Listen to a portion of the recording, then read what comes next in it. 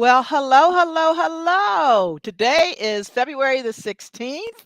It is 3 o'clock on the East Coast time. I welcome all of you who are joining us for really a great event. I think everybody's going to enjoy this, but we really want your questions from the beginning. Um, not kind of waiting to the end to ask your questions. So first, what I'd like you to do is to put in your name and where you're from so that we know where everyone's coming from, whether you're a student, whether you're a faculty member, or where you practice, because as we all know, NASW is your professional association, and members come from a plethora of disciplines, micro, meso, macro students. So we represent you all. But we always start with our song of the day. So I'm not gonna sing because you know that I can't. But it's a brand new day, and there are several times when you can look at your history and you can see change. And this is one of the C changes that is happening at NASW anytime you hire a new CEO. But I'm going to talk about Dr. Estreet in a minute.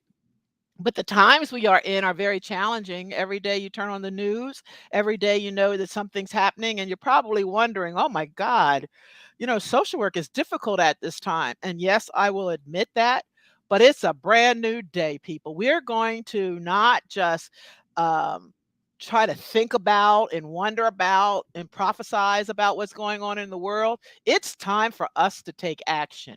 When you hear somebody say we need to get rid of wokeness, you need to challenge them and say, do you really know what the definition of woke is? And give them that definition. We don't want to be ignorant. We want to be able to understand that the best thing in America is our diversity. So with that, kind of look at the brand new day. Everybody wake up. Everybody woke up, right? And it's a brand new day. And it is important for social workers to remember it is at this time in our history where social workers must break barriers. And so let me kind of tell you that I got a real nice Christmas present from our search committee because, as you know, when our previous CEO left, we had to decide whether we were going to find a new CEO within 6 months or a year.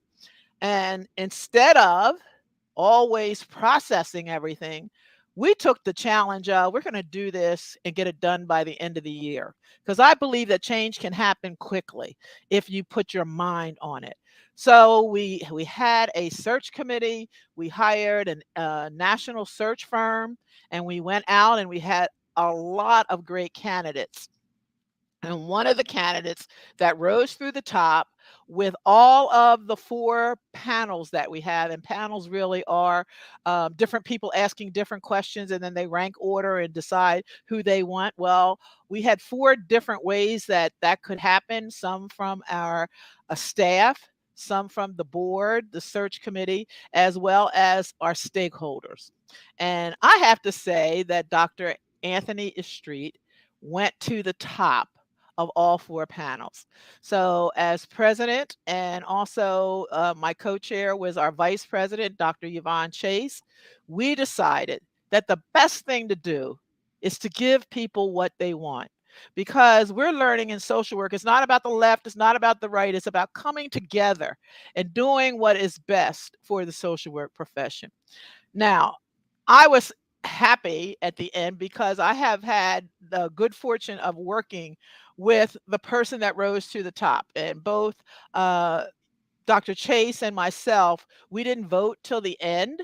So that, we didn't vote in any of those areas. We just withheld our vote. And one of the reasons I withheld my vote was because Dr. Street was also the vice president of our board. And when we decided we were going to have a search, he said, wow, I think I might be interested. How am I going to do this? And I said, you got to step away from the board. You can't know anything. You can't know our job description. You can't know our discussions. And so I'm going to ask you just to kind of step away from the board. And in the end, once we select a CEO, you can come back on the board. And he said, fine. And so we really stopped our relationship from that point on, from early July all the way until December. But Mm. now he sits in a different role, and it's Dr. Anthony Estreet, and he is the National Association of Social Workers CEO. And that means that there are 55 chapters as well as national. We're one association. I hate, we're going to try to figure this out so we don't say national and, but we're one association. In other words, we are one association, and he is responsible for everything that goes on at NASW. And I wanted it as a Christmas present because the other CEO was leaving at the end of December, and I didn't want to try to figure out how we were going to limp along.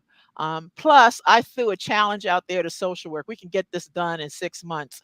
And people were looking at me like, that's not going to happen, Joyner. And you're going to eat your words. And we were able to be successful. So, welcome aboard, Dr. Estreet. And I'm going to take the liberty of calling you, I call you Anthony. And, Absolutely. and I know you call me Mitt, and that's fine because that's where we are, right? But I want to know a little bit about you and your background. I know you're from Baltimore, right? Baltimore, as they say. Um, and when you went to Bowie, and at so many that's sitting out there now who's just starting their career or students in their career, when you graduate, the first thing you're thinking about, how am I going to pay my bills? What's my first job going to be? And that's really what you're thinking about. You're not thinking about, or at least I don't think, maybe you're a little bit, I don't think you're thinking about way on down the road. But my goodness, just kind of tell us your career trajectory and when you made changes and when you went for things, right? Because that's important for people. Yeah. Social work is risk taking. We're going to get this done in 6 months, right? And it's risk taking. So tell us a little bit about you, your mama, your papa, your brothers, your sisters, Bowie, anything, right? Just kind of tell us about you. Yeah, so thank you for having me, Mitt. I am super thankful to you and the board for going through that process of doing an aggressive search, and I'm super excited to have been selected as the CEO. To your point, social work is a very interesting field, and right. And so when I started off in social work, never in a million years what I had ever thought to be, you know, looking at becoming the CEO or really understanding what social work organizations do at that time. But here we are. And I think, my trajectory to get here was really interesting in that I did not start off as a social worker. At Bowie State, my undergrad was in psychology. And, like every student, I was like, oh, I'm going to do psychology. And then I want to go get a doctorate because in psychology, at that time, I thought that you needed a doctorate in order to, be in the profession. So graduated from Bowie State University, but at that time, I also met a social worker. His name is Mike Green. He's actually one of my fraternity brothers. So I met him when I was an undergrad in my fraternity. He told Okay, me you got wait a minute, excuse me, but you got to tell them where you pledged, right? Because I know you want to say it, but go ahead. I pledged at Bowie State University, and I'm an Alpha. Okay, all I'm right, Alpha go ahead. 3. All right. But no, I met Mike Green, who is still a practicing social worker in Baltimore City. He does great work, but he really turned me on to the field of social work. It wasn't something I had originally considered because for me, at that time, my perception of social work was that it was a woman-led field, right? And so, for me, it took a lot in terms of understanding social work and just being reoriented into social work, right? And so, after I graduated Bowie, I was like, oh, I need to go and get my doctorate. And I was like, oh, I can't do another 5 years of school right now. So I was really trying to figure out what I was going to do. And that's, again, when Mike Green told me about social work, I was like, oh, social work, you can get a master's in social work and you can literally, have a private practice, do therapy, all the things that I had wanted to do in terms of helping the community. And so I applied to a few schools in terms of getting my MSW, and I ended up going to Virginia Commonwealth University. I had a great experience at Virginia Commonwealth University. I had some great mentors who I'm still in contact with today. So it's actually, and I'll talk about this part of it as we get through it. But I went to VCU, and then I started practicing social work. After I graduated from my master's program, I did what everybody else did. I went out looking for a job. I sent resumes out to everybody. And at that time, we didn't have as advanced technology in terms of job searching. So, I was on, I think, monsterjobs.com, and I started sending my, You're there. okay. I started sending my resume out to everybody. And I actually ended up working at this adolescent substance use treatment center called Mountain Manor. And that was my first role. And I don't really know how I ended up there. It was one of those things. They called me, we interviewed. It sounded like an interesting job, so we went there. But that is really where my social work career, for me, started to get interesting. Social work really wasn't in the space of addressing substance use at that time. And so one of my mentors that was at Mountain Manor, he was a psychiatrist. His name is Dr. Mark Fishman, still there.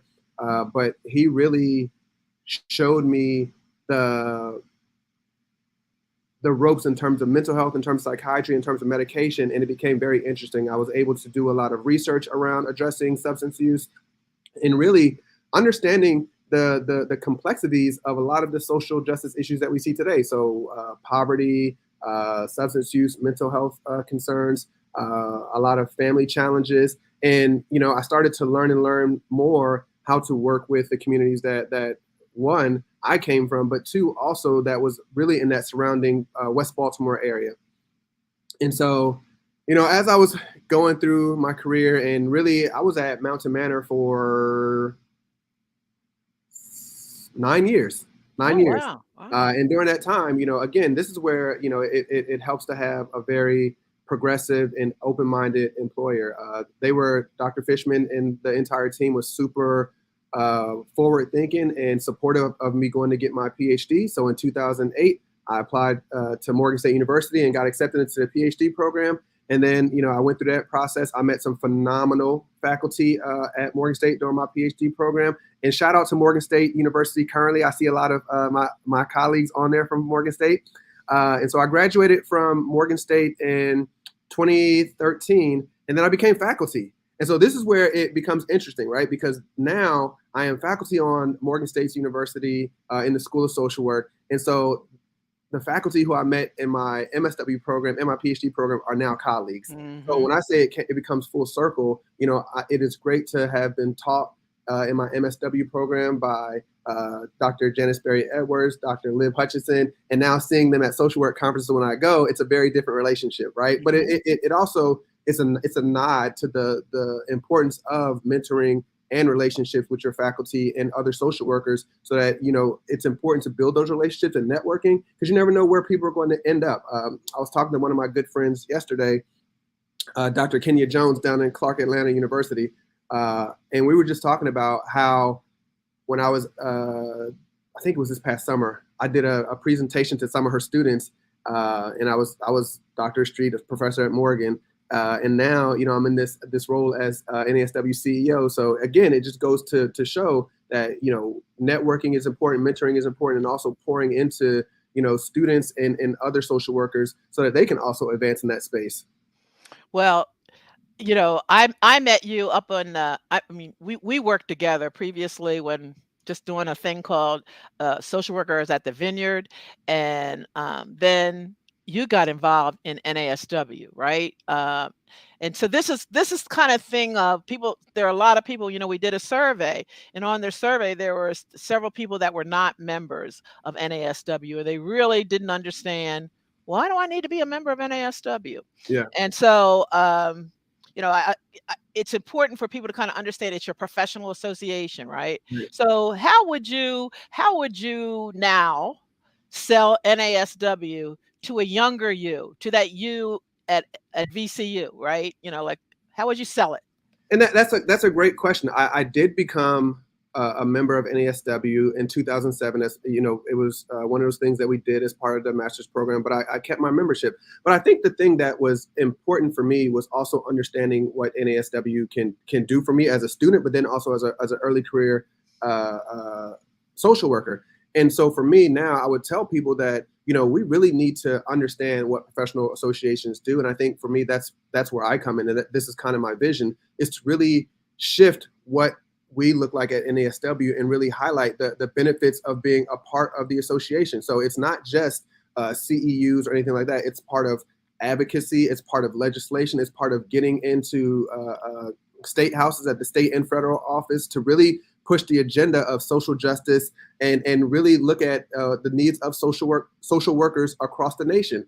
I think that what people oftentimes don't understand is that one of our major products is the position of advocacy, the position of legislation. We also have continuing eds. We also have a lot of trainings and leadership development. But one of our biggest things is really that advocacy on behalf of the social work profession, but also on behalf of the communities that we serve. Now, I get that I am saying that from the chair that I sit in, but also understand, and I want everybody to understand that is a very big job.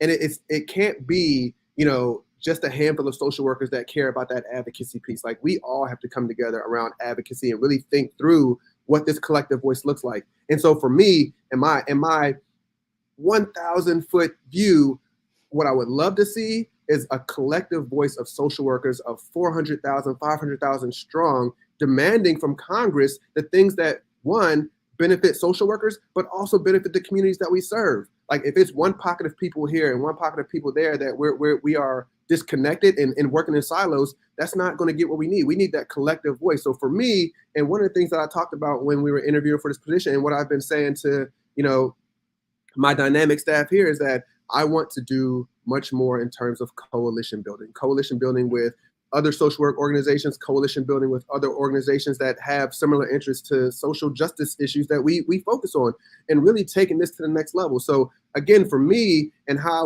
would advertise it to a younger version of me, fresh out of my grad school program, is really about the advocacy piece. What is it that we want to focus on? And also, if your voice is not represented, how do you get your voice represented, right? And so the more that people join, the more that we can shift the focus of NASW, shift the legislative priorities, and shift some of the things that we work on. So I want to really invite people to join NASW and really think through how we can make the association and the voice of social workers stronger and more dynamic, and also reflective of the issues that we see today. Right. Because, going back, and you just hit on something that kind of resonated with me about why I went into social work. I went into social work to help the people whose voices were rarely heard, couldn't be heard, and kind of move through whatever I did to make sure. I think that that's important for our professional association to kind of always hang that out, that, yeah, it's about how we can, do I have a toolkit for this, or can you give me some more information on this? But how does it impact the people that we serve? That's Yeah. the beauty of social work, Yeah. right? And I get it. I get it that the pay is an issue that we need to address. I get it that there's 3 pillars of social work. A lot of people don't understand that licensure is done through ASWB, so often they kind of talk to NASW. Education is done through CSWE. And so some questions we get about placements and internships and the requirements, that is not within our wheelhouse. That is someone else's wheelhouse. Yet, in a way, we're all connected, right? So let us put you into these 3 pillars. Mm-hmm. But I learned through systems change, when windows are so tight, they Yeah. die, right? That organization just dies. How are you going to kick open the windows so that there's an even exchange of air, of ideas, of opportunities, so that we can all help the people whose voices are rarely heard? And, I think that's a great question. We are at an exciting time, just in the profession in general, right? We have a new CEO for CSWE, we have a new CEO for NASW, and we have a new CEO for ASWB.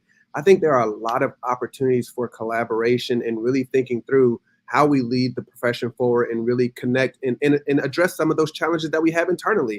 I think that one of the biggest challenges that I see currently is that, again, I'm going to go back to this building collaborations. We have a lot of infighting within our own profession around what things should look like. And I think that, as we are starting to build collaboration, as we are starting thinking about that collective voice, that we have to also be able to come to the table and listen and hear others' perspectives, right? And so for me, I think one of the things that has certainly helped my career a lot in understanding social workers is really understanding and listening to the perspective of other social workers that may not necessarily come from the same worldview as I am.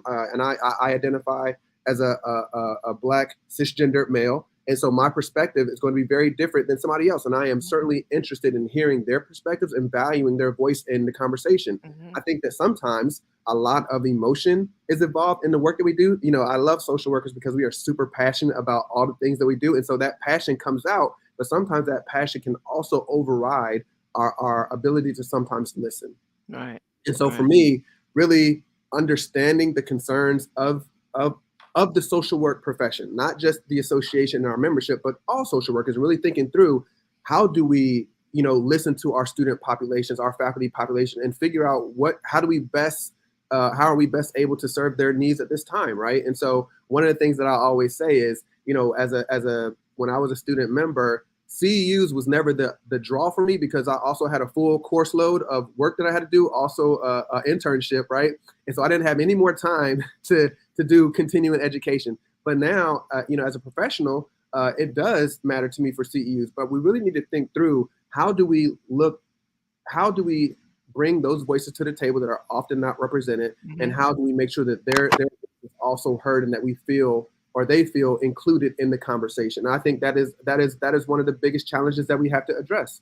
Right. Because sometimes you can get on the internet, and if I disagree with you, I just say some kind of word, we'll use I'm out, right? Or we don't want to listen. But the real thing of social work is to how to stay in the room, Yeah. to listen, and to use what I think is our greatest skill, persuasive communication, Mm-hmm. right? To give people research and data to be able to say, let me tell you why, right? And social work has to build up its research, right? Yeah. Because oftentimes we go out here, right now we're here, people say wokeness, and they're kind of referring to Black people when they say wokeness. That's not how woke is defined. Why do we in social work allow people to define words wrong? Why haven't we went to, again, our legislators or to the newspaper and did an op-ed and really said, okay, I studied this. And this is what these books are telling me, and these authors are telling me about CRT. And Yeah. you all are using it wrong.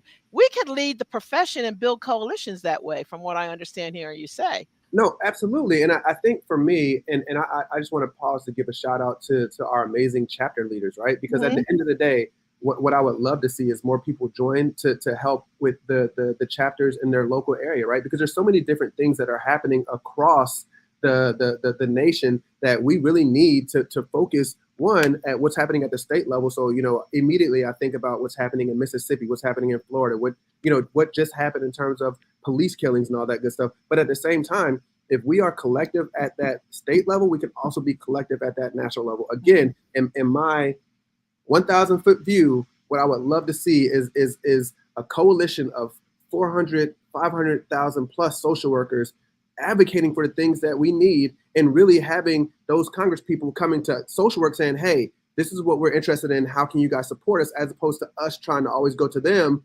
to ask them for support on something that we want. So Right. we have the voice, we have enough of a footprint in the nation to have people coming to us and seeking our support and really coming to us and telling us about their social justice platforms.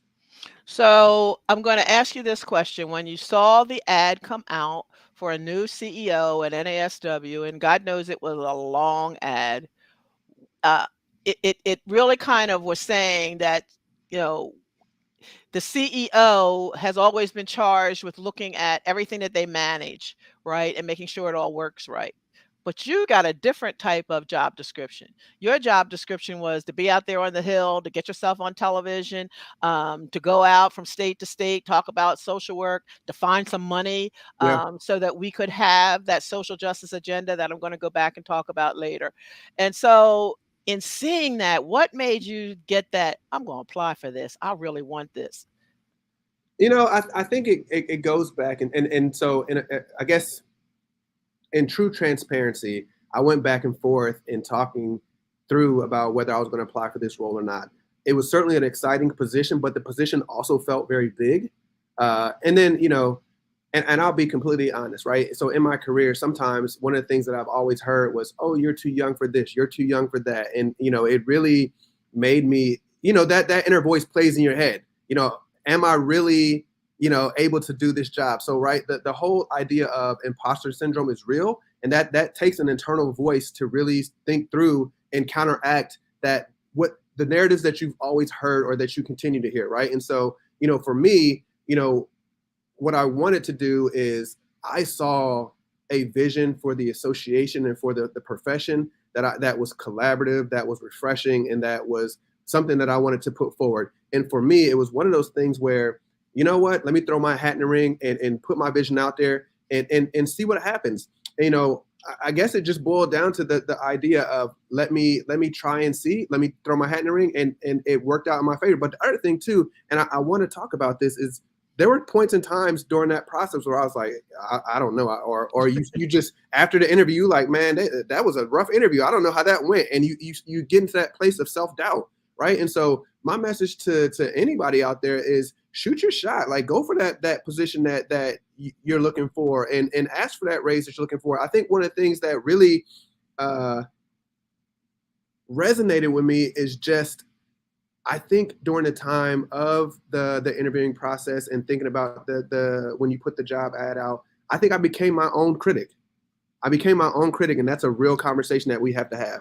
Like, as social workers, we are capable of some amazing things. We are capable of being some policy legislators, and I think that's one of the things that I really want to do. So, to your point, yes, I am going to be very much out in the public. I am going to start talking about social work and what it can look like. Because the other thing too is I'm really interested in social workers telling the story of social workers and not the media telling our story about, social workers they're in child welfare. Yes, that is one aspect, and we do that really well. At the same time, we are in so many different spaces. We are in tech spaces. We are in corporate social responsibility. We are in behavioral health and mental health. We are in a lot of different aspects of society, and we do really good work. And I think that story about social work and what it looks like for us needs to be told. Yeah, my dad used to say, "Nothing beats a failure but a try," No, right? absolutely. So if you really think, "I want this job, I have this job," and everybody thinks you're too young or you're too this or you're too that, and you just don't apply, you didn't try, Yeah, right? And yeah. you're always gonna learn. Sometimes you'll come back and you'll learn that kind of thing. But our society is very ageist. You're too young, you're too old, you're too this, you're too that. But it doesn't talk about the emotion and the passion and stuff that social workers have, right? So here you get this job. You get this job, and I get to call you up. It was one of my greatest moments to say, "Would you accept this job?" And you say yes.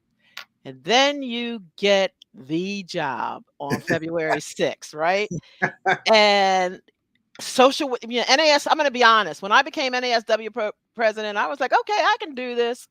When I figured out what I had to do, I was like, "Oh, can I do this?" Right? I mean, it is so massive. NASW is so massive. I don't think people kind of understand the full scope of what NASW does.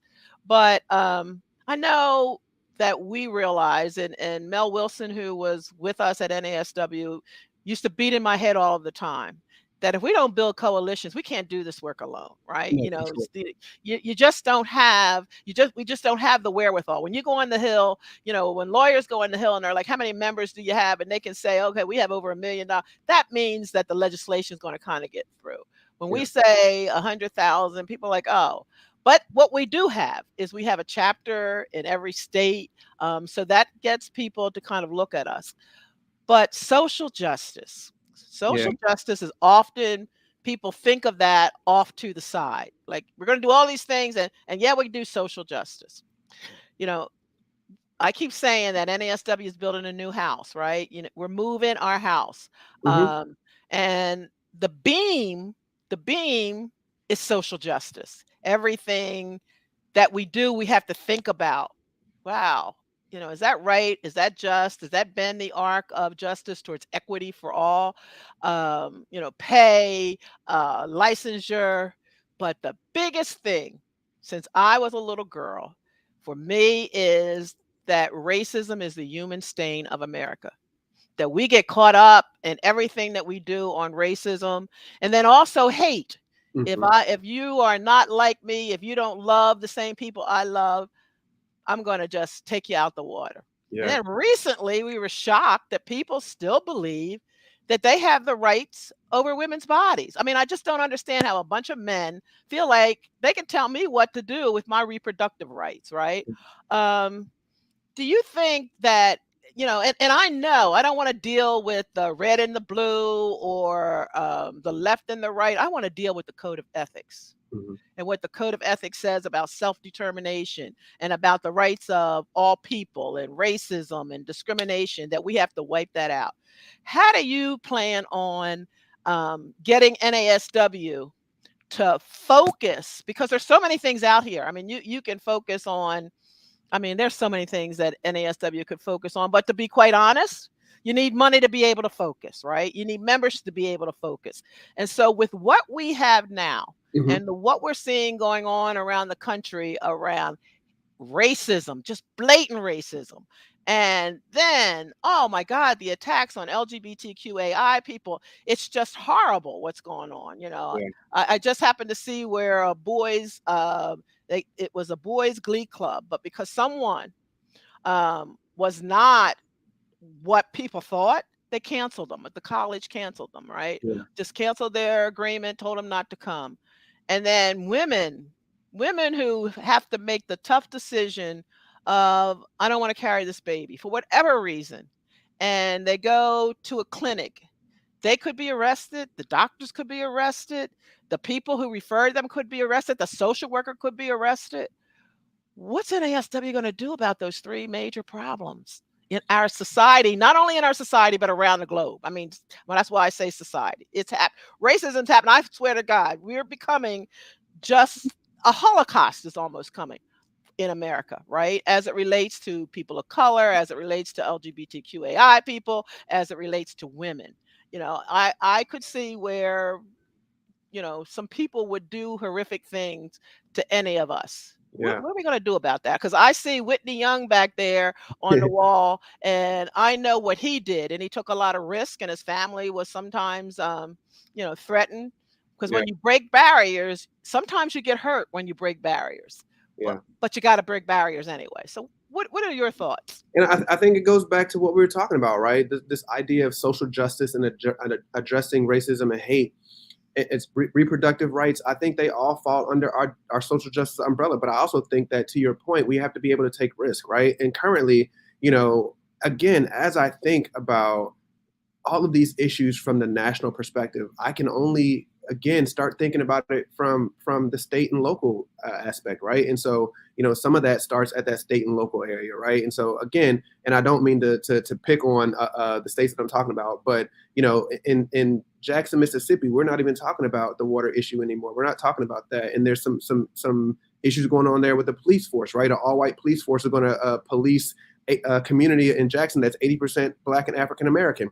We're looking at Florida, where anything that is related to critical race theory or African American history is being taken out. Like, we are in this space where I think that a lot of people want to get involved, but they may not be quite sure what that looks like. They may not be quite sure about how to do it, right? So again, this strong voice of advocacy and legislation comes in. We have to be able to get out of our chairs and go down to state capitals and protest and rally and to make our voice known. And this, again, is where that coalition building comes from. The more people that are saying it, because again, there are a lot of groups out there that really want to advocate against racism, really want to advocate against hate, really want to advocate for women's rights. And the Dobbs decision was really a blow to women's rights across the globe. Let's just call it that, right? Mm-hmm. And so in that, we have to figure out who are our allies, where can we get to, and where can we have the strongest impact. Yes, we can do it at the national level, but we can also do it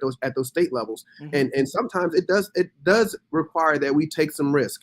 Now, to be completely honest, when I did a keynote down at the Mississippi, Alabama educators conference, and one of the questions that was asked was, what do we do in a time post Dobbs, as it comes to social work field placement? Social work practicums, and really, what does that look like in terms of the practice of social work? In the reality situation, we don't know, but we have to figure it out and have some conversations and really come up with figuring out how we can get pro bono attorneys on our side, really thinking about how we can come up with some social justice coalitions and have a strategy to address that from a national level, but then again at that state and local level. And we're gonna have to challenge that the same way that Mhm. people challenge that through the courts and legislation. We have to do the same exact thing. But to your point, that also comes with the it comes with a cost, right? And Right. so I'm also very realistic about what that looks like. And But so you're all set up for that because NASW, some people may not know this, has a legal defense fund, right? And it absolutely, has goals, and and then you've got chapters that could go to the bar associations or to law firms because all law firms do pro bono work, right?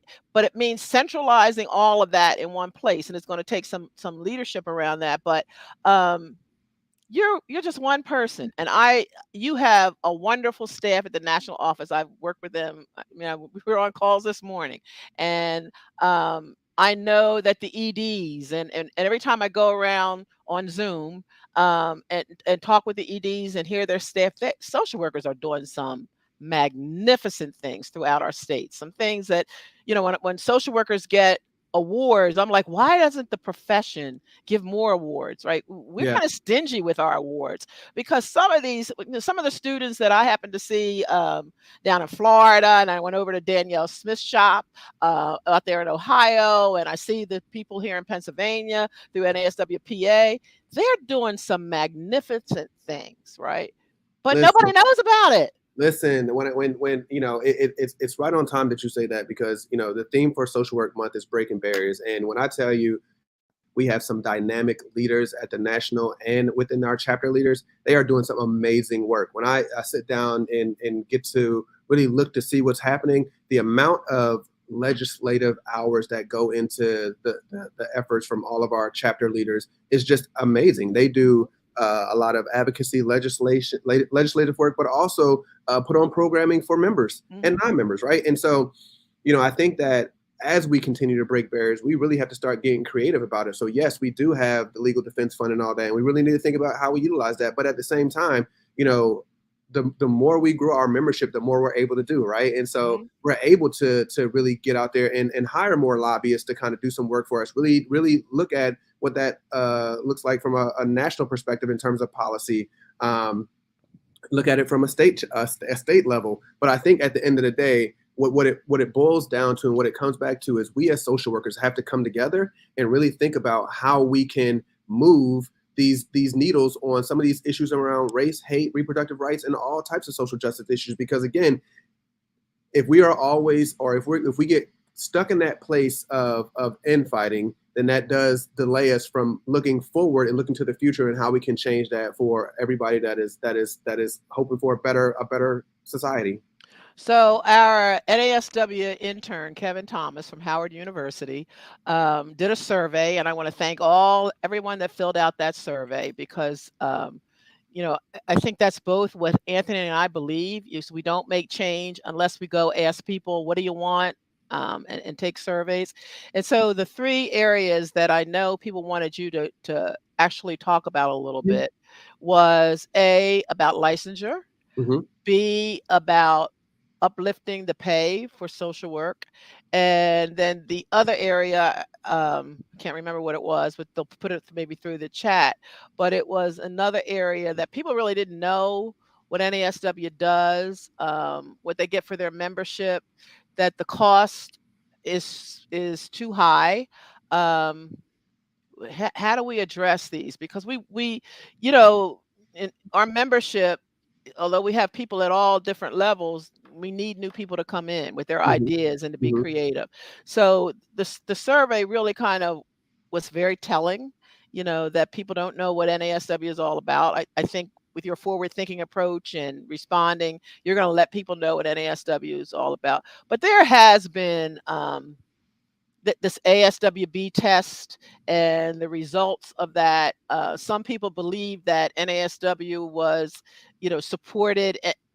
Somebody said, "Why don't you withdraw your contract with ASWB?" We don't have a contract with Right. ASWB, but what do you say to people about licensure? Because an interstate compact is something that the profession, especially NASW, ASWB, I don't know anybody that's not pushing for a compact because we know it's necessary. Right. Kind of talk about that hot spot a little bit, about your perspective, about licensure, and then also how you are going to work to to uplift social work salaries?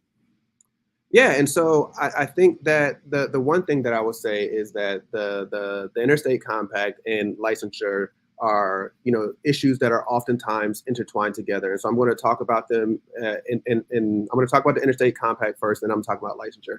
So the interstate compact is one of the ways that we can also is one of the ways that we can promote social workers being able to move state to state and also help with advocacy issues, right? Because if they're able to practice in that state, they can certainly go and practice in that space when there's emergencies or disasters. But if they also, it expands the reach of social workers that are able to reach maybe rural areas that may not have enough social workers, or that has a shortage of social workers. But then we get into this space of licensure, right? And so one of the things that I want to be clear about licensure is that licensure is one of the ways that we identify ourselves as social workers, and it is one of the ways that our the social work profession remains a profession.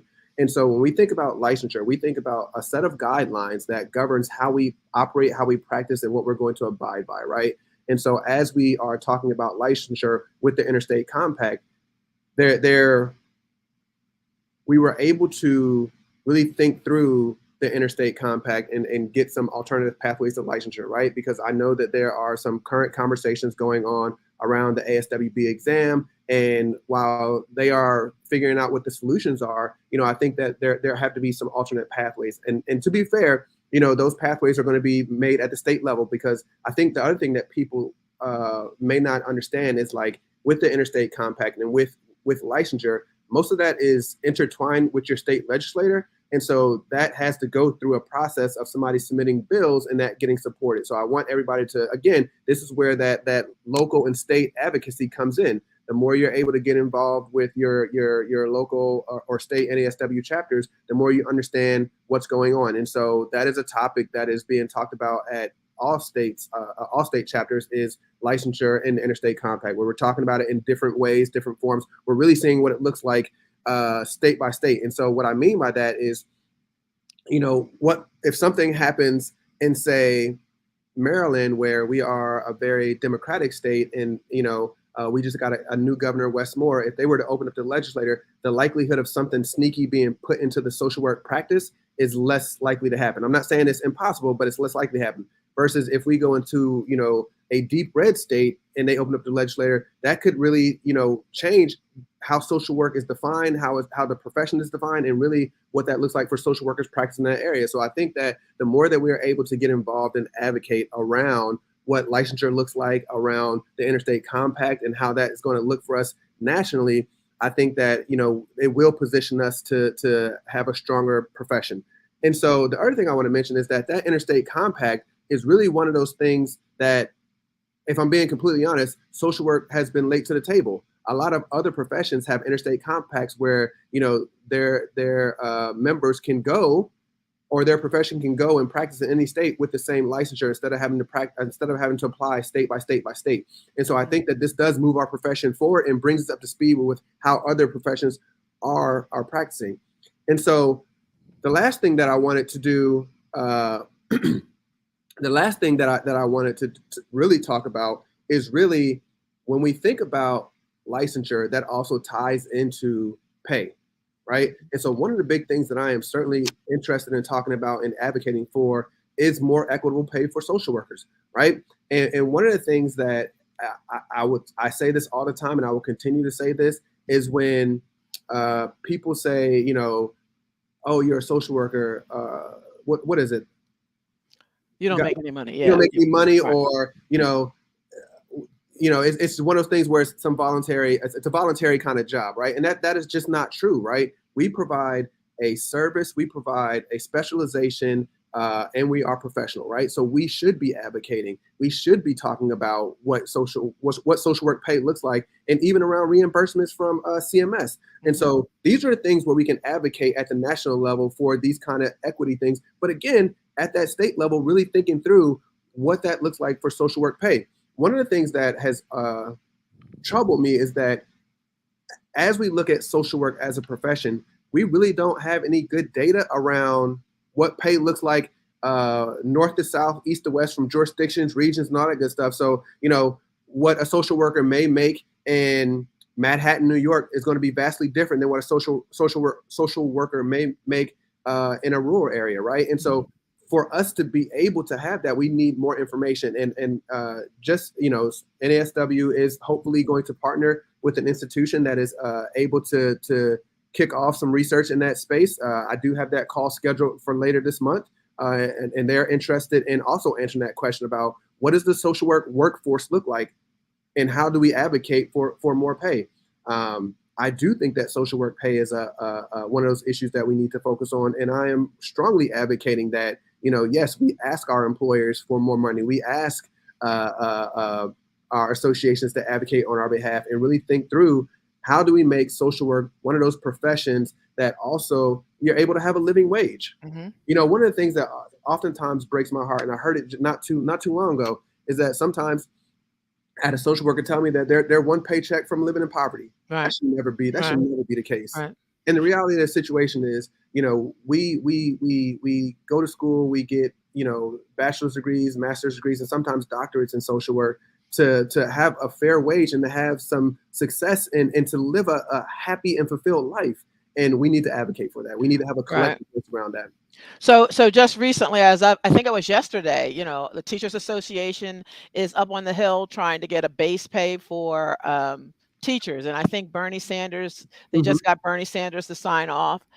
We have to do that as well. That's what numbers matter. The Teachers Associations have a lot of members on. They go to the Hill and they get that. But, the win-win, and I hate to say this, out of lemon sometimes comes lemonade. We're in a mental health crisis. We're in a mental health crisis. And I did hear one representative say, the social workers who were working in mental health, we should almost offer them one, to kind of do a parallel. If you work in a mental health agency or you work with mental health in any way, shape, or form, we will kind of take a year off of their loans or 2 years off of their loans in different ways. And so there are conversations we really need to have in the documentation that, yes, we're on the front line of the mental health crisis, but we also have people who work with people. But we are in a crisis in America. Every day, unfortunately, and I want to, again, anybody that's out there in Michigan, I'm sorry about the recent shootings at your school, but they're trying to turn that around where students are saying we don't feel safe. We have mental health. The person that did that was not connected with the school. We had the horrific murder of Tyree Nichols by police officers. We had in Alabama students walking out of school because young high school students, almost back to the 60s and 70s, where you just walk out because of the curriculum. There are a lot of opportunities for social workers out of the headlines today, but we have to be willing to take the risk to be able to go to the Hill, and not just to the Hill, to go to the county commissioners, because some of this money comes right from your state and local government, right? To say that there should be a social worker in every school, that mental health should be addressed at when a child goes to school in pre-K. It should be just like did you get your physical, your hearing? What about your mental health, right? There are so many opportunities. But we, again, do the crab in the barrel mentality. We start to argue amongst ourselves. And I sometimes feel that's because social workers have so many directions it could go in that we're like crabs sometimes. We pull each other down. How are you going to talk to social workers to get them to understand we can't get to all of the issues today? Change doesn't happen overnight, that there is a process, but that you're on it, Dr. Estreet, that NASW is on it. And that's not just national, that's all of the chapters, that even those members who are not members of NASW, they're on it with us, right? How are you going to get them? Because I think we're breaking apart as a community of social workers. And I hate to say that, but sometimes I listen to, we're fighting about so much, and some things will never come to the middle on. We hear each other, we understand each other, but we're not going to take each other out, because we're all here to better our society. And we know that takes a lot of different ways. But wow, how do you talk to the people? Because again, you're only one person. but how are you going to do that? How are you going to talk to the people? I don't want you to walk out in 6 months or a year to be able to say, you know what, because somebody's going to come along and offer you more, right? There's always, I mean, the public sector versus the private sector, somebody from the NFL or somebody from the NBA is going to say, wow, they got this whippersnapper over here. He can be able to talk to our players. I can give him a contract that he would be crazy to say no about, Yeah, because that's the world we live in today. yeah. How are you going to stay there at NASW and get our people? I think that the short answer is by listening, right? And so when I say that, I mean inviting people to have conversations and discussions and not shying away from it. I'm one of the things that I'm really interested in is connecting with people. If anybody has ever had a conversation with me and connected with me, they know I love to talk and have conversations and really listen to hear about what's going on with you as a person, what's going on in the social work profession, like, and what are the interesting things that you're doing in social work, right? And so for me, I think one of the ways is certainly listening, but also inviting people to have a seat at the table. I think the one thing, and I do want to shift this narrative, is that NASW is not 100% Anthony Estreet, right? NASW is a collective of people that do some great work, and I want to build coalitions. So yes, there are a lot of issues that we can tackle as social workers. There are a lot of great social work leaders. There are a lot of leaders within NASW, and we can figure out how to build those coalitions and how to really, respond to some of the current needs that we have in society. And I think the reality of the situation is, if the expectation is that, oh, Anthony is going to do this or NASW is going to solve all the issues, then I really think that that's a misnomer. I think that the reality of the situation is we as social workers can solve some of these issues. We as social workers can come together and come up with some collective actions that can really move our profession forward, but also challenge many of the things that we see today as it relates to social justice issues. Hmm. Well, since we're going to be transparent, as that song is, get right down to the real nitty gritty. Let us get some questions from people who are in our listening audience of Oh things that yeah, they want to know. Because, you and I could go on and talk till 9 o'clock tonight about this. absolutely. But I want to hear from those who are listening about some of their questions that they have about NASW, that they have about where social workers going to go, how we can better ourselves. So here we have Isaiah Chambers. Hmm. What are your plans for increasing membership amongst HBCU students, and what advice can you share to assist social work students to getting the community involved with the various injustice we are facing? Now, I'm a HBCUer, you're a HBCUer. Yeah. How are you going to bring alphas? How are you going to bring a coalition of people in? And, Isaiah, thank you for your question. I think that's a great question. And to be fair, I think that one of the things is for me to get out there and come visit. I am going to be doing some visits to different colleges and university. I want to connect HBCUs with their state chapters and really think through how we can create better collaborations and partnerships so that everybody feels a part of the conversation and really feels like they are connected to the work that they're doing.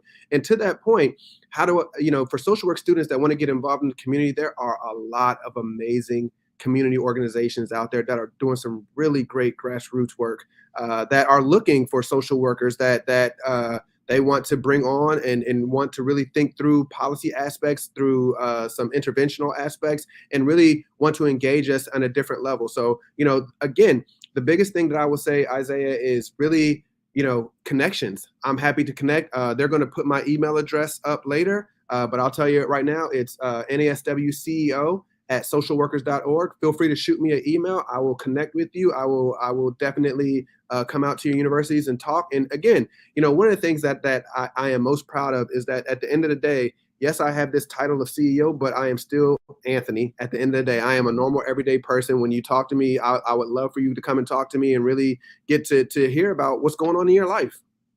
Okay. And we know Boys and Girls Club is one that we're working with and having new initiatives, because everybody goes to a Boys and Girls Club. Okay, Tracy Kessler, what recommendations can you make for rural social workers who are looking for support to linkage to resources, practice methods that are successful for rural communities? And we know that, etc. #CSWE. Rural communities are often overlooked. Mm-hmm. And And so how will you, and you know that there's a lot of rural communities there in Maryland. I go through all of those communities when I'm driving down, when I go the back way to DC. But that's the divide that we have: Yeah. urban, rural, suburban, right? How are you going to bridge that gap? It is interesting, right? And the more I primarily worked in Baltimore City, right? And so when I was NASW Maryland president, I got to travel around the state of Maryland. And one of the things for me that I guess was most shocking was really seeing, the rural area and how far neighbors can be, how far different resources could be. And so I think one of the biggest things is really networking and sharing resources and really figuring out who does what good. But I think as social work, that is one of our unique things, that we can create resource lists, create resource listservs, and really keep them up to date. Because one of the things that we do very well is make warm referrals, so we know who's doing good work in our community, right? And we don't want to refer anybody to agencies that aren't doing good work. So Mhm. collaborating, sharing notes, creating groups within the social work profession and other professions, right? That really can identify those good works for social workers in rural areas. I know here we really kind of work through our food bank, Yeah, because obviously food disparity is something that is hitting a lot of people, but letting the food bank know of all the resources that are there, because everybody goes through the food bank. And so putting a social worker there is really critical. I mean, there's critical places. I know that a lot of communities are putting social workers in the library, right? And building that coalition so that people can have resources. So lots of things that to connect that part. yeah. Ebony Elliott, what are you doing about the ASWB test disparity? We need to grandfather test takers by taking some margin of that gap that exists. So grandfather clause, and again, you're in a different domain. What do you positions are you No, taking about And, ASWB? and so I think that's a great question, Ebony, and thank you for asking that. And I think that for this, it's going to depend on your state and what your state is doing, right? And so I would encourage you to really connect with your state NASW chapter and really figure out what's going on there, because there are a lot of social work chapters and a lot of great social workers doing some great work at the state level around ASWB. But at the same time, I know that ASWB has been talking and doing some presentations and really thinking through what they can do differently. I think the one thing that I will talk about and really, really look at is, again, as we think about this idea of national exams, we are not unique in terms of having a national exam. There are other professions that have national exams, and we really need to look and think through how do we overcome this challenge as a profession while also still maintaining the professionalism of social work. So again, as you think about getting much more involved, I would strongly encourage you to start at your state chapter. Right. And the thing about, I think I saw something come through last night or this morning about NASW's position.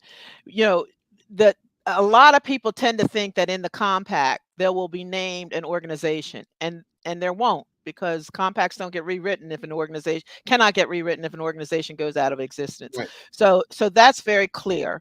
But it's your state board of social work examiners. Some of them are social work examiners, marriage therapists. I sat on my state board in Pennsylvania. I think it's really important that every social worker in their state reach out and know who represents them on that state board, because No, they're that's that state board of examiners, and they're usually appointed by the governor. As a matter of fact, that's not usually, that's how you are appointed. The governor gives you an appointment. Um, uh, the, I know we played a critical role in Pennsylvania, because when we started in Pennsylvania, there was no social workers at that time, and and so we had to craft out the legislation, and just so that you know, when I sat there, they were who can give out CEUs, and they mhm. were listing all these groups, but they forgot to put NASW and CSWE and all of those groups, and I'm like, no, no, no, no, no, no, no. You've got to put those organizations. They can't. They need to be automatic providers, because if they weren't automatic providers, that means that everybody that wanted to take a CEU would have to pay more for going through NASW, CSWE.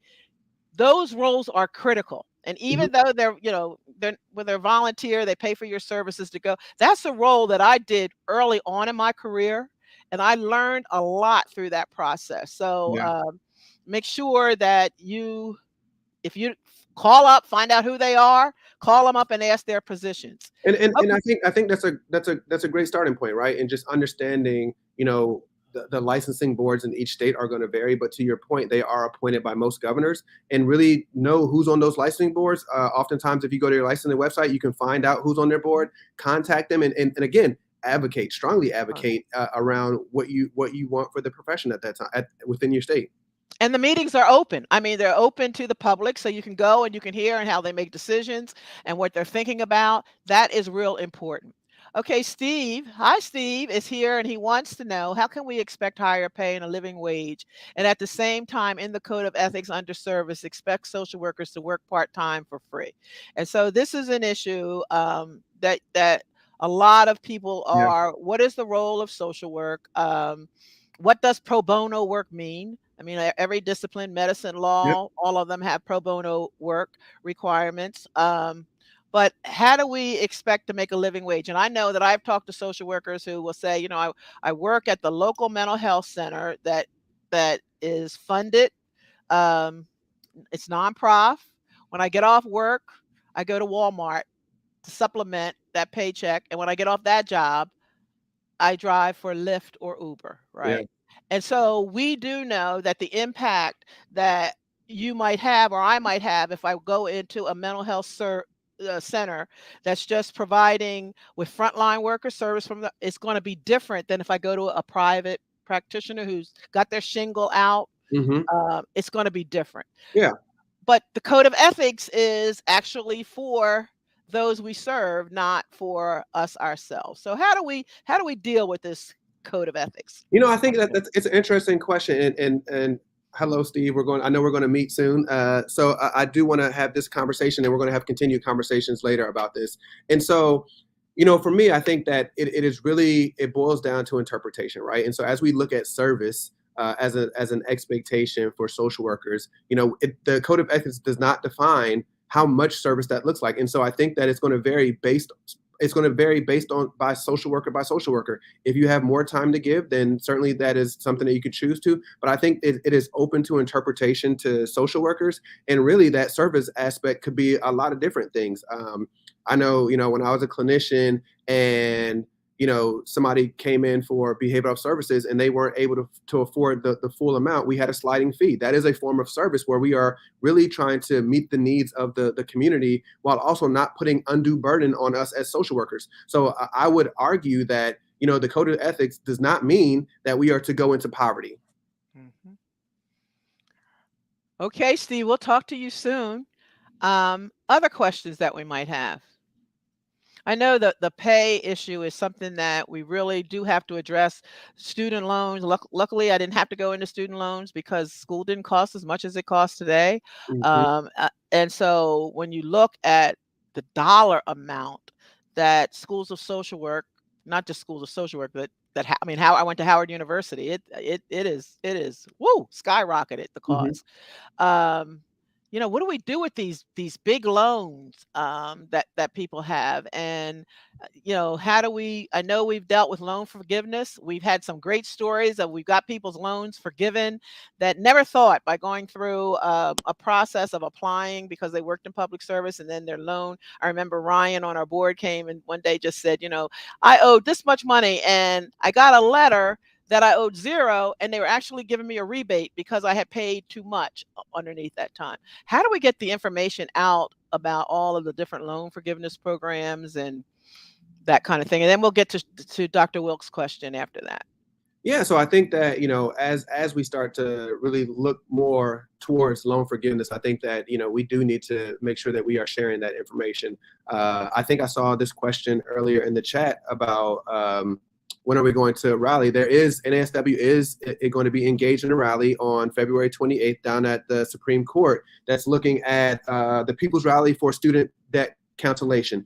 So that's going to be on February 28th from 8 a.m. to 12 p.m. So if you're in the DC metro area, please feel free to join us. But to that point, we will create a space where we are constantly updating important information around student loan forgiveness. I know for me, I also was engaged in the National Health Service Corps, which paid a portion of my loans off. There's a public student loan forgiveness program. There are a lot of good programs out there that we should be talking about a lot more and connecting people through. And so I will make sure that whatever that looks like, we will have a space on our webpage if we do not. And remember my father saying, nothing beats a failure but a try. So sometimes people are like, I'll never get it. Apply for it, Yep. right? Because you don't know what you'll get. And that's what we're finding out. So apply for it. What is the first step for coalition building with NASW on the state level? How do we continue to support local chapters in addition to membership? The first step is a conversation. One of the things that I really appreciate about the process of coalition building is that as you would call it, the honeymoon period, where you're talking to getting to know an organization, getting to know a person, or getting to know what their mission and their vision is. And it's easy to kind of rattle off your mission and vision, but the more you start to talk to people, the more you start to see their passion. And so for me, coalition building is a lot of conversation and listening, but it's also trying to see if that person has the passion for the work, because we all know that this work can be tiresome. And at some days are better than others, right? But that passion will continue to drive you to do the good work that you want to do. And so for me, building coalition with NASW is nothing more than having a phone call to us, and I will connect you to either myself or somebody in the association that can help. Even at that state level, I will always tell you that if you are from anywhere that, well, all states have a state chapter, but I will connect you to our state chapters, and then, get you involved there. And if it rises up to the national level, we'll go there. But definitely, I would love for you to support our state chapters. They are some dynamic leaders that do some really great work, and they are more than willing to work with a lot of social workers in their area around some of these tough issues.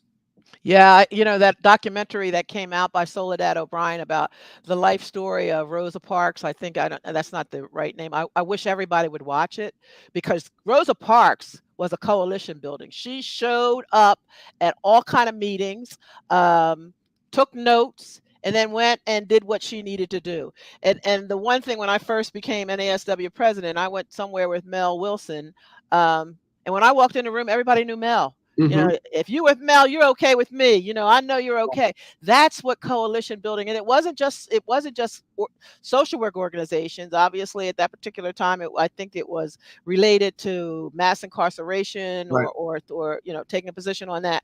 But that's what it takes, and it takes going and going. We participated in the Poor People's March with Reverend Barber.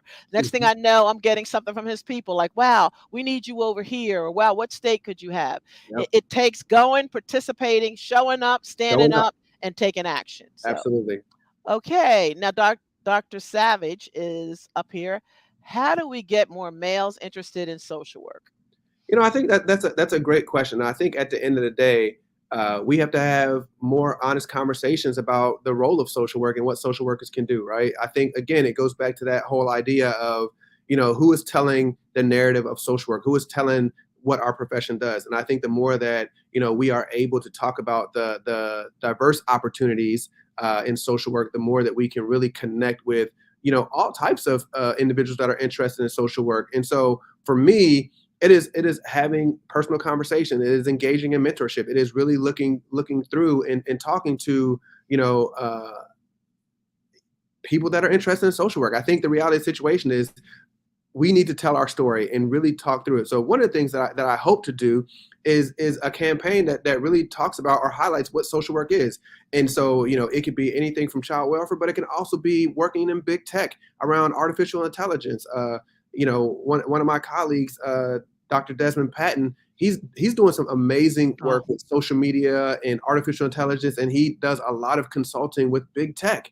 And he's a social worker, and that's what I mean. Like, I don't think we don't tell enough of those stories that really highlight the great work that we do. And my hope is that we are highlighting that more. And it goes back to again, the theme of Social Work Month is breaking barriers. So I want more people to see that social workers are out in different spaces. And I also want people to wear their title of social work as a badge of honor. One of the things that I've always, pride myself on is identifying as a social worker. There are a lot of places where I go where people are talking to me like, oh, I'm a social worker too. But when you look at their title, they don't call themselves social worker. Nothing about, how they represent themselves says social work. So we need to also be able to have pride in the fact that we are social workers and let people know that we're social workers so they know that we're in different spaces. So I'm a sports fanatic. If I came out of school of social work right now, I would be working my way into working in sports, right? Mhm. And not working in sports as a sports person to help a muscle or heal a muscle, but the mental health piece of it, because you have kids that come from all various parts of the community, and the next thing they know, I mean, the minimum contract is $20 million, right, for a MBA or some astronomical amount. It wasn't really until George Floyd was murdered that NBA and the NFL began to look at the impact that had on players. Yeah. And so having your program work with sports management, or going over and saying, hey, why not a few of you come take our intro course, right? I know I always taught the football players, they would take a course called race relations. I got a good rap on, if you come to class, you'll be able to get through this class. And had a lot of football players, and people then began to come into social work, right? So how do you loosen up some of those credits so that the fields that are male dominated, where now, I want to be, you heard Mit Joyner wants to be in sports, I would be out there, that was male dominated. It's also the reverse. Women need to be in there as well. But I think sometimes when people come into social work, our curriculum is so tight, it doesn't allow people to figure out, wow, this is exactly what I want to do. Yeah. I want to go out in the community. I like to work in the Boys and Girls Club, or I like to work in my high school. All American is one of my favorite TV shows, right? I mean, although they just did something horrible, but it shows you that someone needs you, right? Because the psychological and the mental issues that are going on can be dealt with by a social worker. So how do you open it up and get some of those loose? And so, Dr. Savage, you're down there in, I guess, Mississippi, Alabama. Go on over there to Alabama. They got a lot of places to steal some male social work, get some male students into your program. Okay.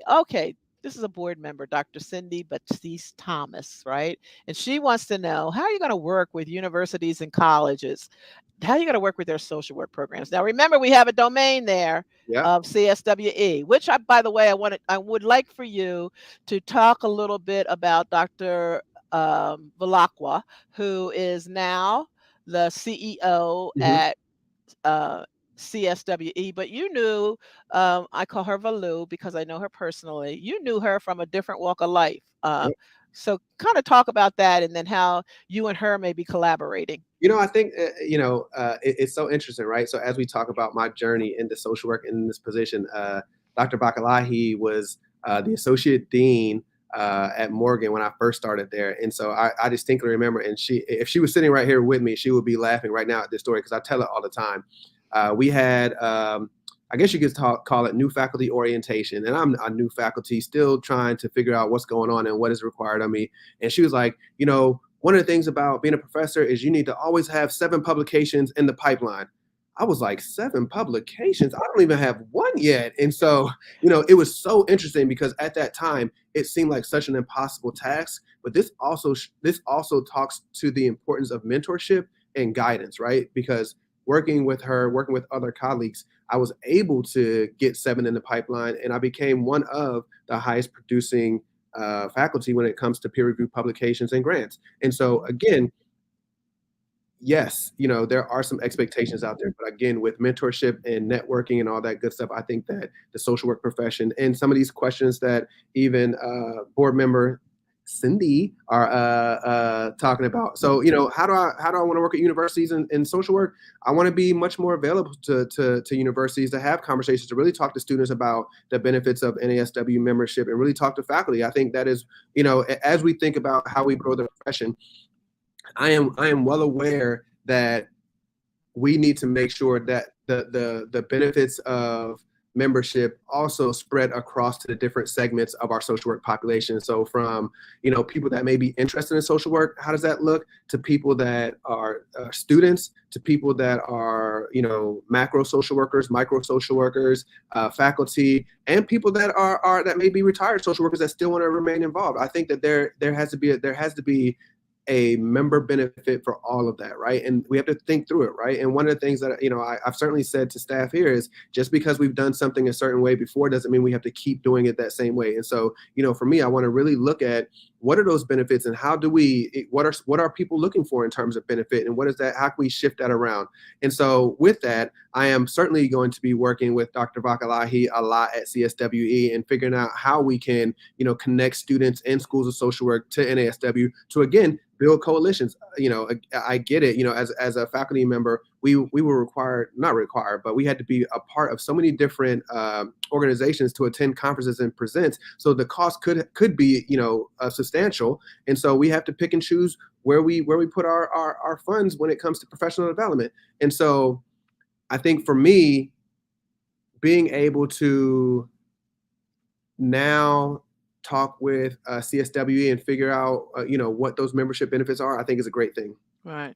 And I know that one time, in a leadership role, there was someone that just couldn't get tenure because they couldn't get the publications. And I referred them to Valu. Valu sat down with their dissertation, carved out 7 different ways that they could do articles. And that person now is a tenured leader in one of our institutions. I mean, that's what No, collaboration means. And that's what your professional association does, right? Oh, I know somebody that can help you with that. Um, Joe Sider's here, and he wants to know, what is your leadership and communication style? that's a great question. So my leadership style is I would classify it as a hybrid between transformative and servant leadership. And so what I mean by that is I am looking to really engage with people and really highlight their strengths so that they can, feel comfortable and feel the accomplishment of the work that they're doing, right? And so supporting that, but also not being afraid to roll up my sleeves and get into the mix with people, right? Just because I'm CEO does not mean that I will not visit a chapter or help out in a different division, because at the end of the day, we all support the same mission and we all support the same profession. And the more that we can, again, get into that space of collaborating, we can also show that leadership has different many forms and visions. And again, for me, this is, and I'll just speak candidly about this. One of the things that was also in my mind as I applied for this job is that when you look at the history of NASW and who has been CEO, none of them look like me in terms of age. And so again, I am the youngest CEO that they've had. But this also signaled to me that NASW's board and NASW, the profession itself, is ready for a change. They're looking for more progressive leadership. They're looking for, ways that we can connect with people. And again, a shout out to my chapter leadership. They have been progressive, they have been dynamic, and they continue to do so. So I'm happy to join this amazing team. And, I am looking forward to learning from them just as much as they're looking forward to learning from me. And so, again, we create this culture of communication, this culture of bidirectional leadership and collaboration. And I think that we can do some beautiful things. And the one thing that I find about you and your style is to be frank and honest, right? Yeah. Sometimes when you talk to people and you're frank and you're honest, they're like, "Oh, you don't like me," but that's not the case. Yeah. To be able to have conversations that are difficult, but are okay. How are we going to move this forward? You convince me, and I'm going to convince you. That's what we're all about. I mean, that's why we came into this profession. If you could remember some of the consumers, clients, whatever you call them, that you had to work with that were not going to do anything that was on that service plan that they needed to do to close their case. Yeah. You used your skills to be able to talk about why it was worthwhile. We're not enemies. And I think that because we sometimes take different positions, I love that. I mean, I love to have those heated, passionate conversations and then go out and laugh and have and the board can tell you and tell jokes about it. But it is important that the work, and this is where I think I think that I would like to kind of take this to, because I know we're coming to closing, is that having fun at work, right? Playing your music, doing whatever is you. Yeah. It's so important in this day because we spend most of our time at work. And I know that, the other day I was talking with Dr. Estreet, and my husband said, what were you talking about? Because we were just laughing. But you have to have Yeah. fun, right?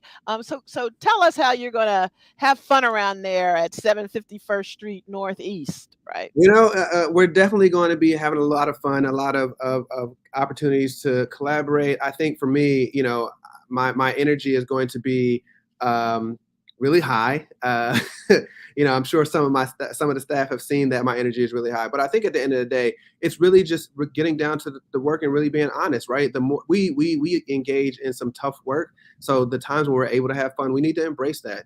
And so for me, I think staying true to who you are as a person, like being a professional doesn't mean that you don't have to have fun. It doesn't have to Right. be stuffy. It doesn't have to be, corporate all the time. I think that when we're in the business, we're doing the business, but when it's time to have fun, you relax and let your hair down. And well, I guess I don't have hair, but you Eh, get what I'm saying. right. You let your Right. hair down and have a little bit of fun. Right. And so, I always laugh and joke because Danielle, she shares an office with me, and we just be we have a good old time here in the Mhm. office. Right. Well, self-care is important, right? I mean, self-care is something that's in our code of ethics. And the one thing that is really important is our commitment to diversity, equity, and inclusion, and being able to allow people to express themselves in the ways that is important to them. And so, you know, I never really liked the stuffy office. I like the cake. I always would play in my office with my door shut, my oldies but goodies, because that's what made my mind work. What makes your mind work? So definitely music. Okay. I'm a huge fan of music. I mean, I can get lost in the music all day long, but at the same time, really thinking through and having honest connections. Like, I just love talking to people and meeting people and really, connecting and hearing from them. I think, one of the things that I've loved about social work in general is the social aspect, right? And really getting to connect with my colleagues and meeting people from across the nation, but more so for me, I've gotten to meet a lot of people internationally. Hmm. And so, I think the one thing that I will say, and I guess this can be part of our closing, is that, I would encourage everybody to get involved with their local chapters. I mean, the profession itself needs more advocacy from its members, but also from social workers. But in the same sense, I think there's a lot of great ways for us to collaborate and get to know the other sides of social work so that we can answer many of these questions. Like some of these questions that we talked about today can be answered at that state level in a lot of different ways. So when we're talking about social work pay, yes, I care about it as a national level, but it's also one of those things that can be brought up in terms of legislation at the state level. So get Hmm. more involved with your state chapters, get more involved in really connecting and learning, because there's a lot of opportunities. I'm sure there are some amazing social workers in all states that do very different things, and we just have to really understand what our profession does and connect. Like we connect. I would be remiss if I did not say, we are coming off a hard 3 years with the pandemic, and I think that for a lot of people that the process of connecting is something that we have to relearn. And Hmm. so, I would challenge you to really get out there and connect, meet with people, find out what people are doing in ways that you can collaborate and really, again, build those coalitions. Right. I found my love for social work really happened when I went to my first big national conference. Because I always thought that social workers were depressed people that were always, fussing about this. And when I went out on the dance floor and could dance and do the YMCA and all the different things, I was like, wow, I'm proud of our profession. No, And I for sure. think I think that the one thing that we forget is, as many people in our society are forgetting, that the diversity of America is our strength. Yes, That social workers, it's our strength, right? It's all we want to do is build a world for others. What other profession does that? What other yeah, profession is committed to our code of ethics that really wants to uplift those who are vulnerable and oppressed? So you selected, or everybody on this call selected, a great profession, and absolutely. learn to celebrate it. Don't learn to say, I'm just a social worker, right? Don't let people say, "Oh my God, you're a social worker." Be able to tell the stories of what you do. Uh, Dr. Street, it has been a pleasure having you. I wish I could have you at my house at Westchester, but we're gonna correct that. Yeah, But it's a pleasure to see that the energy that you bring.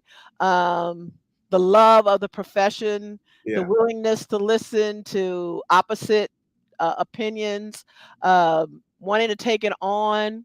But I'm also going to encourage you to self care. I need you there for the long run. You got a No, beautiful family. Um, Social work is a job that gives you a lifestyle and a paycheck, but to also to improve our society. Um, I know that you are going to be fantastic.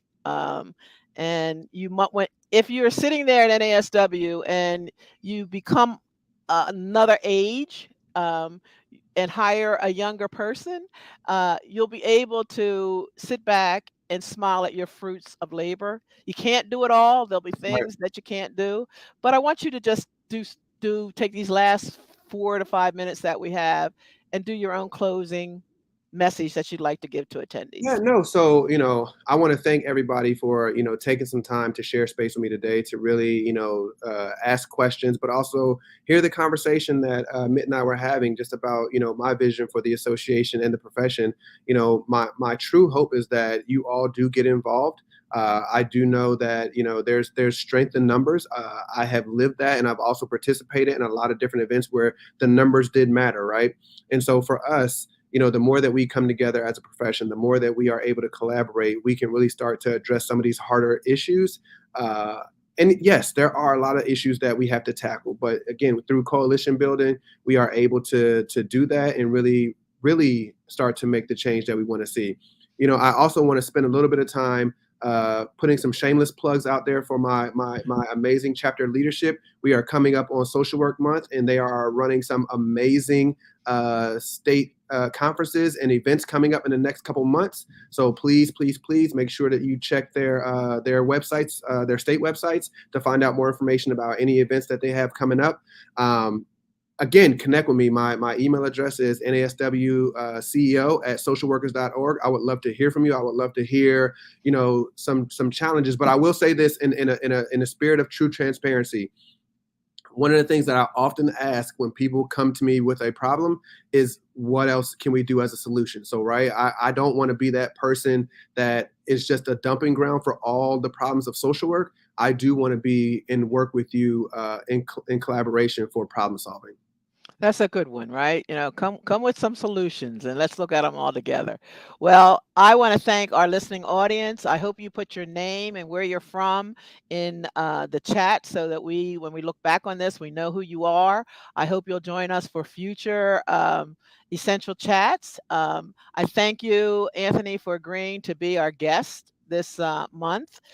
It was Black History Month. I Yes. will recognize that you are African American and your CEO, and both of us are members of NABSW as well as NASW, Yes. and we believe in that. So thank you for participating. Let us know out there, everybody, as we approach Social Work Month, begin to think of the barriers you will break. And we want to know about them. We want you to let us all know, what do you take deliberate action on when you see something that needs to be changed. Each of you live in a different state. We want to know, send us the information about what's going on Yeah. in your state. It's important. Engage, call up your ED. They are the most dynamic people that I've ever worked with. And go to some meetings.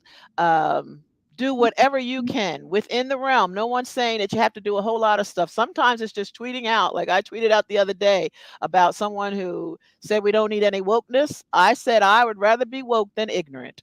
And that is what we have to begin doing, to be Yeah. able to let people know that wokeness is a good thing. It means that you understand, you appreciate, and you celebrate the diversity of America. This country belongs to everybody. And we have immigrants and refugees and people of color and indigenous people of every race and ethnic group, of the LGBTQAI community. That's what makes us beautiful, and Yeah. that's what NASW will represent. Thank you all, and time is up, and we look forward for you joining us again. Let's Bye continue bye. to get in trouble.